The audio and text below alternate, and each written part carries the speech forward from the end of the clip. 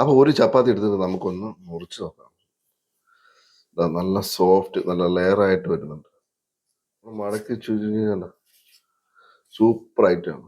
അപ്പൊ കൂട്ടുകാരെ, ഇന്നത്തെ നമ്മളെ വീഡിയോ എന്ന് പറഞ്ഞാലേ, ഇന്ന് നമ്മൾ ചോറൊക്കെ നമുക്ക് അധികം വരുമല്ലോ, ബാലൻസ് വരുവാണെങ്കിൽ നമ്മൾ കളയണ്ട, നമുക്ക് ഈ ഒരു സംഭവം ചെയ്ത് നോക്കണം. നല്ല അടിപൊളി, നല്ല സോഫ്റ്റ് ചപ്പാത്തി ഉണ്ടാക്കിയെടുക്കാൻ പറ്റും ആ ചോറ് വെച്ചുകൊണ്ട്.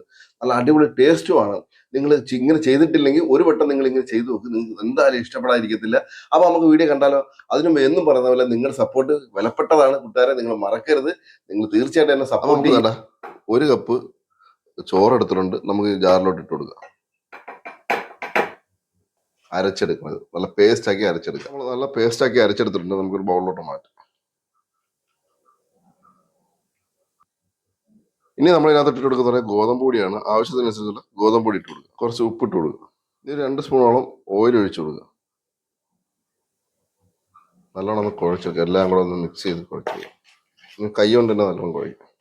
അപ്പൊ നമ്മൾ നല്ല മാവ് നല്ല രീതിയിൽ ഒന്ന് കുഴച്ചെടുത്തിട്ടുണ്ട്. ഇനി നമുക്ക് പിന്നെ ഒന്ന് പരത്തിയെടുക്കാം. ചെറിയ ബോളുകളാക്കി എടുക്കാം. നമുക്ക് എത്ര വലിപ്പം വേണോ അതനുസരിച്ചുള്ള ബോളുകളാക്കി എടുക്കാം മൊത്തത്തിൽ.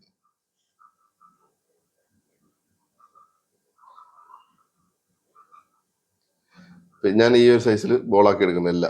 ഇനി നമുക്കൊന്ന് പരത്തി എടുക്കാം. കുറച്ച് മാവ് ഇട്ടിട്ട് ഞാൻ ടോപ്പിലിട്ട് തന്നെ അങ്ങ് പരത്തുവാണ്.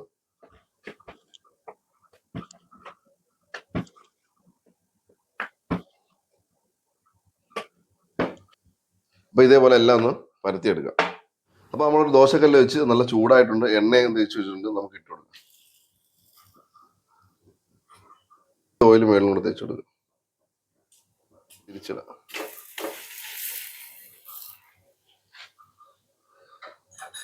ഇവിടെ കൂടെ കുറച്ച് എണ്ണ തേച്ച് കൊടുക്കുക.